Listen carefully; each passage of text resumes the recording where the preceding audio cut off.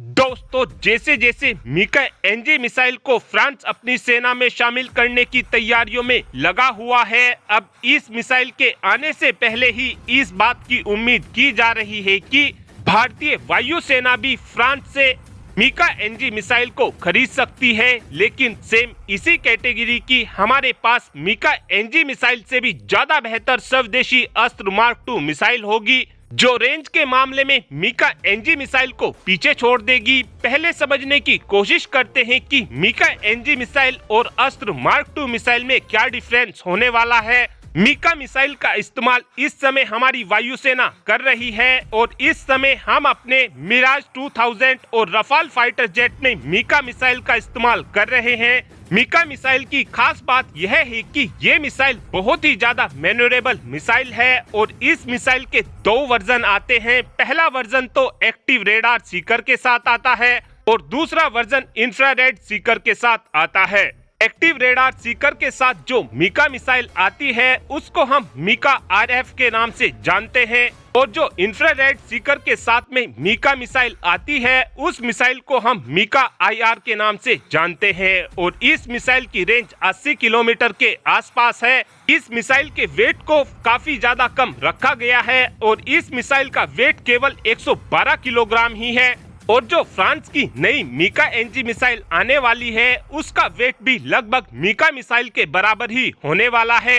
लेकिन Mika NG missile में कोई बदलाव यदि किया जाएगा तो वो इस मिसाइल के इलेक्ट्रॉनिक और इस मिसाइल के सेंसर में किया जाएगा, जिसकी वजह से इस मिसाइल को जैम कर पाना बहुत ही ज्यादा मुश्किल हो जाएगा और नए सेंसर और इलेक्ट्रॉनिक के लगे होने की वजह से इस मिसाइल की एक्यूरेसी भी पिन पॉइंट हो जाएगी। मिका एनजी मिसाइल के साइज को भी पुराने मिका मिसाइल के बराबर रखा जाएगा, जिसका फायदा ये होगा कि हमको फाइटर जेट में और अधिक बदलाव नहीं करने पड़ेंगे।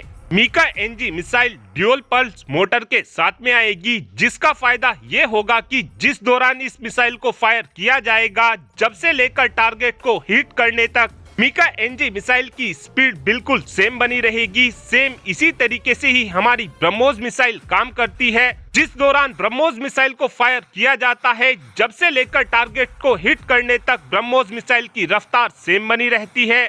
मिका एनजी मिसाइल की रेंज को भी बढ़ाया जा रहा है। इस मिसाइल की रेंज को अब 80 किलोमीटर से 120 किलोमीटर के आसपास कर दिया गया है और सेम इसी तरीके की हमारी अस्त्र मार्क II मिसाइल होने वाली है, क्योंकि हमारी अस्त्र मार्क II मिसाइल के अंदर भी ड्यूल पल्स मोटर लगा होगा।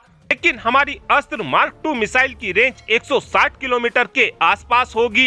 लेकिन अब सवाल ये उठता है कि क्या हमारी वायुसेना मिका एनजी मिसाइल को खरीदेगी या नहीं। तो जैसा कि आप सभी जानते ही हो कि इस समय भारत और फ्रांस के बीच इस बात को लेकर बातचीत की जा रही है कि हम रफाल फाइटर जेट में स्वदेशी मिसाइल को लगा सकते हैं। हालांकि अभी तक फ्रांस की तरफ से इस इंडक्शन को लेकर कोई भी परमिशन भारत को नहीं दी गई है, लेकिन फ्यूचर में फ्रांस की तरफ से ये परमिशन भारत को दे दी जाएगी, जिसके बाद हम काफी आसानी से अपनी अस्त्र मार्क II मिसाइल को अपने रफाल फाइटर जेट में लगा सकेंगे। तो ऐसे में तो कोई सवाल ही नहीं बैठता कि भारत मिका एनजी मिसाइल को एक्वायर करेगा, क्योंकि हमारे पास मिका एनजी मिसाइल से भी ज्यादा बेहतर अस्त्र मार्क II मिसाइल होगी। मिका एनजी और अस्त्र मार्क II मिसाइल हमको 2026 के आसपास सेना में शामिल होते हुए दिखाई देंगी।